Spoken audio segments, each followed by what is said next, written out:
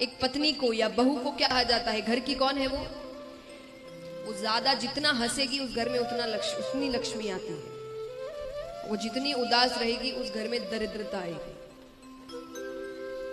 तो जिनको लक्ष्मी चाहिए उनको खुश रखो। सच्ची बात है, लिखा गया है, मैं झूठ नहीं बोल रही, ये सच्ची बात है। क्योंकि देखिए, एक बात आप माने ना माने, लेकिन आप बाहर काम करते हैं तो आपको लगता है आप ही एक काम करने वाले हैं, वो उतना ही काम घर पर कर रही है और आपको तो फिर भी संडे के दिन छुट्टी मिलती है, उसको उस दिन ओवर टाइम करना पड़ता है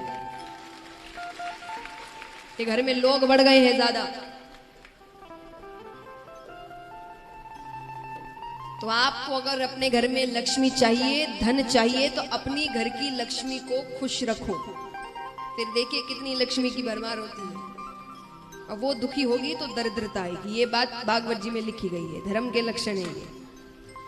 फिर पत्नियों के लिए कहा गया अपने पति का नाम मुख से ना ले। ये बात देखिए, आजकल कई चीजें हैं जो मानी इतनी नहीं जाती है, लेकिन फिर भी आप गांव में जाएं तो आज भी वो पति का नाम नहीं लेती। इसका कारण ऐसा कुछ नहीं कि ये कहा गया कि वो ऊंचे हैं, बड़े हैं, नहीं, कहा गया है नाम लेने से पति की आयु कम होती है, तो इसीलिए बातें लिखी गई है। एक बार एक महिला अपनी जेठ जी की बेटी चंपा के साथ एक कथा में जाती है। तो कथा में सब बैठे हैं, भजन इत्यादि बीच में होते ही रहते हैं। तो बीच में भजन हुआ, जय रघुनंदन कंस निकंदन देवकी नंदन त्वम शरणम। सब गा रहे हैं, आप भी जैसे गाते हैं भजन, सब गा रहे हैं सिवाय उस महिला के। क्यों नहीं गा रही वो? उसके पति का नाम था देवकी नंदन। वो चुप बैठी है। महाराज जी भी 2-3 बार ध्यान पड़ा कि एक एक व्यक्ति बैठा गा रहा है सिवाय उस महिला के। थोड़ी देर बाद महाराज जी ने इशारा किया, तुम भी गाओ। तो महिला को और अटपटा लगने लगा। उसने कहा तो महाराज जी ने भी मुझे देख लिया। तो फिर वो महिला का ध्यान चंपा पर पड़ता है, वो भी गा रही है। महिला ने भी गाना शुरू किया। वो कहती है, जय रघुनंदन कंस निकंदन चंपा के चाचा त्वम शरण। अब ये देखकर ऊपर भगवान मुस्कुराने लगते हैं। लक्ष्मी जी ने कहा क्या हुआ?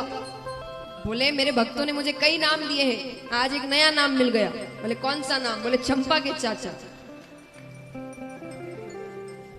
तो विनोद की बातें हैं, नाम नहीं लेना चाहिए मुख से। तो ये सारी बातें नारद जी बताते हैं। दान के बारे में बताया गया। सुखदेव जी से राजा परीक्षित पूछते हैं कि दान कब करना चाहिए, किसे करना चाहिए। सुखदेव जी ने कहा दान ऐसे तो कभी भी करो, बहुत फल प्राप्त होता है, पर कुछ खास दिन है, अगर आप तब दान करते हैं आपको बहुत विशेष फल प्राप्त होता है। जैसे 2 आयन होते हैं, उत्तरायण दक्षिणायन, तब अगर आप दान करते हैं बहुत फल प्राप्त होता है। अक्षय तृतीया के दिन अगर आप दान करें आपको बहुत फल प्राप्त होता है। किसी का जन्म हो घर में तब दान करिए, या किसी की मृत्यु हो जाए तब दान करिए। दान भी सुपात्र को करें जिसे जरूरत है। हम किसे देते हैं जिससे पता है वापसी में मिल जाएगा। हम क्या करते भाई, ब्याह शादी के कार्ड आते ही रहते हैं आए दिन।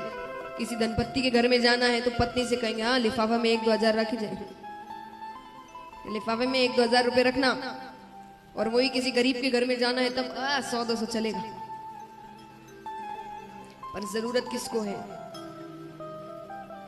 और उसको क्यों दे? वो हमारी घर की शादी में आएगा थोड़ी कुछ लेकर आने वाला है।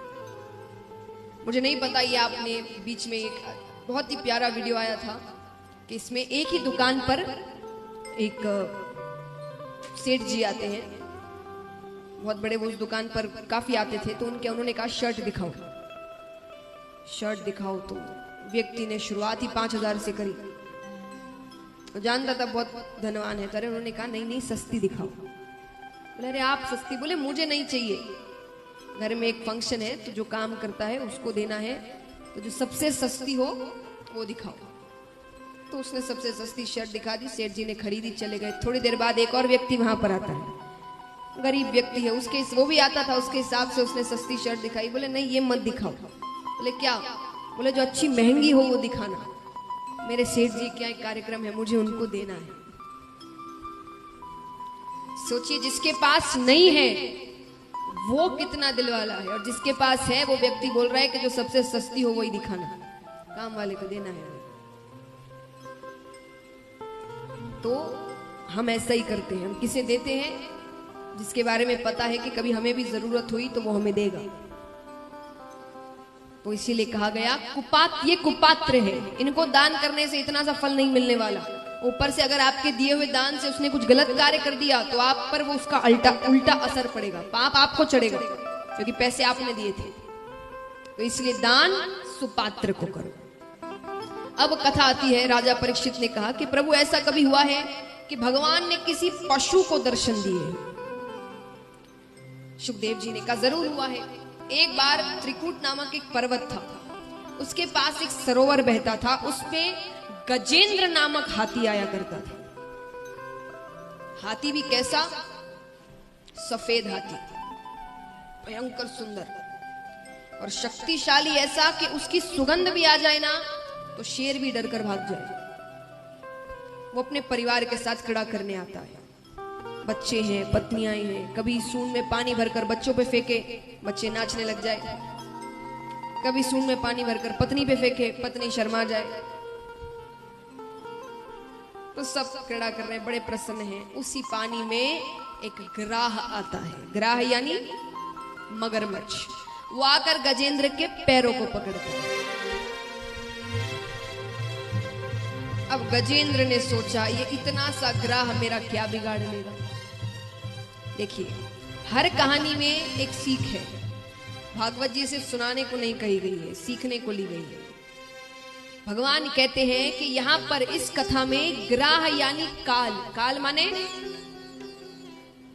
मृत्यु, ग्राह यानी मृत्यु, काल, और गजेंद्र यानी हम। काल सबसे पहले पैरों को ही पकड़ता है, सीढ़ी नहीं चढ़ा जाता। बहुत दर्द रहने लग गया है। इसका मतलब काल ने पैरों को पकड़ लिया है, अब सुधर जाओ। पर हम कौन है? गजेंद्र, ये मेरा क्या बिगाड़ लेगा? तो गजेंद्र ने सोचा ये मेरा क्या बिगाड़ लेगा, लेकिन ग्राह पानी का पशु है, उसकी शक्ति तो बढ़ती जा रही है, पर गजेंद्र पानी का पशु नहीं है। हम सब ये वाटर पार्क इत्यादि होते हैं, अब ज्यादा देर पानी में रहे आपका शरीर भारी होने लगता है, उठा नहीं जाता जल्दी से, यानी शक्ति कम होती है। तो गजेंद्र की शक्ति कम होती जा रही है, अब उससे ज्यादा हिला नहीं जा रहा, और उस चक्कर में ग्राह उसे खींचता जा रहा है।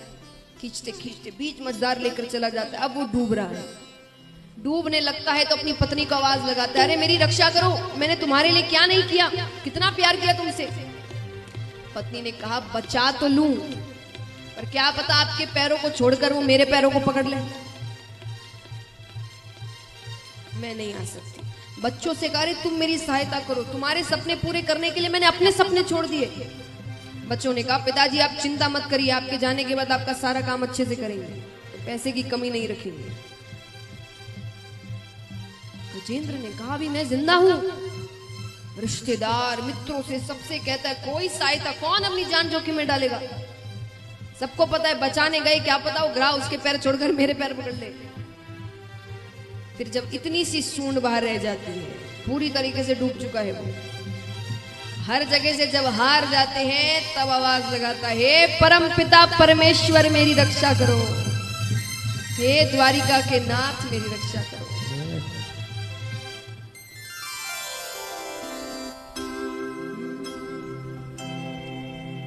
जल पीवन हेतु गयो